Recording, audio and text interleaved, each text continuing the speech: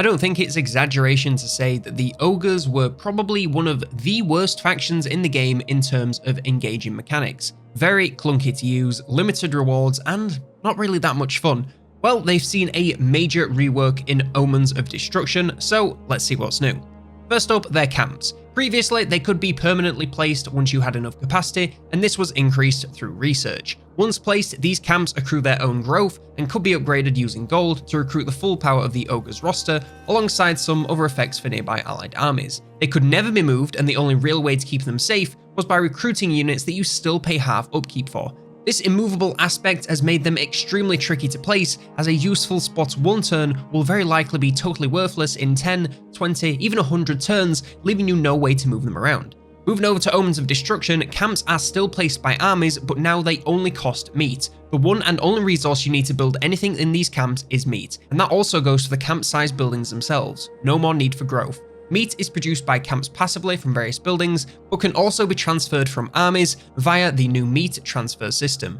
This allows you to transfer potentially all the meat from one of your armies to your camps. Meat can only be sent from armies to camps, so you can't trade between different armies or send it back from camps once it's there. Doing this costs an increasing amount of gold based on how much meat you're trying to send. Camps still need to defend themselves by recruiting, but now they pay no upkeep, meaning you just buy your garrison and then they'll look after themselves. However, armies can't trade units with camps, so you will need to recruit whole new armies rather than getting something super fast. And lastly, they're no longer permanently stuck in place. Can I get a hallelujah? At any point, you can click the Pack Up Camp button and the camp will completely disappear. After 5 turns, you'll be able to place it down wherever you want, just like a new camp, but bring along all the existing buildings and units. Moving over to meat, previously this was exclusively collected by armies and consumed over time for army upkeep, alongside gold, and could be spent on a couple of methods of army upgrades. Sacrifices to the Great Maw allowed you to donate meat for temporary buffs, but let's be honest, only 2 of these were really any good. The pre-battle feast allowed you to exchange increasing amounts of gold for increasing buffs to speed, mass, and charge bonus for your army. With the update, meat is still collected more or less the same way and is still consumed as upkeep for your armies, but aside from that, everything else has changed.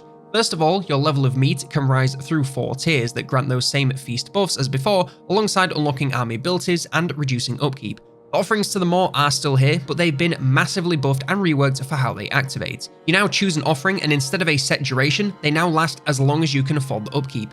Your options are now more magic reserve and a power recharge ability for your lord, a huge damage buff ability for your entire army and melee attack increase, an increase to campaign movement range and unlocking the underway stance, and an increase to raiding income alongside causing attrition for local enemy armies.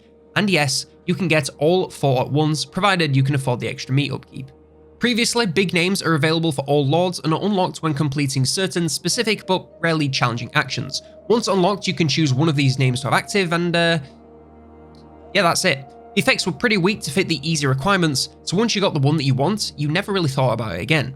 With the update, these are still mostly the same, but just better. They're still fairly simple quests, though a little bit more specific than before, and the effects are a little bit better to make them feel worth the extra effort. And finally, you just gain all the effects at once instead of choosing just one, so now there's a reason to collect them all. It was literally in the lore from day one. Look at Grease's name, it's like 45 minutes long, but we still got it, so I'm not complaining.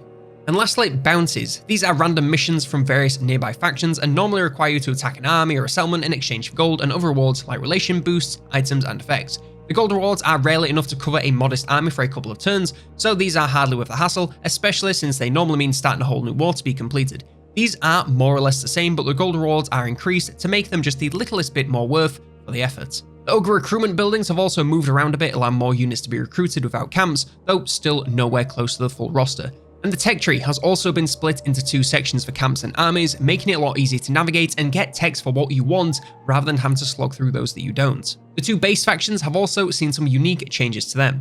First up, Goldtooth. They have a new mechanic called the Tyrant's Demands. This is a set of 8 actions you can take that cost increasing amounts of gold. These actions range from something as weak as stopping an enemy army for 2 turns, all the way to outright purchasing a settlement from another faction. These high tier actions are pretty damn expensive, but you're the trade lord, so you should have plenty to go around and use this to do most of your dirty work. He's also losing the mass bonus for all units in his faction, and his own army drops the buffs for raiding and Iron Guts upkeep. For the Disciples of the Maw, they have a new mechanic called the Path of the Butcher. The more active offerings to the more you have, the more you'll progress through the path. Doing so unlocks various tiers of bonuses for the faction, and Scrag in particular. All you have to do is keep them active, and you'll maintain bonuses no problem, as long as you can afford the meat. He's also losing his bonus capacity for butchers to gain extra meat for more battles. His own army loses the extra replenishment for gorges to gain a reduced cost for the more offerings, alongside spreading the upkeep reductions to all of the other mountain beast units. And that's everything there is to know about the Ogre Kingdoms rework coming with Omens of Destruction. Like, subscribe, and if you want more DLC videos, then check out this one on the new Ogre Kingdoms units.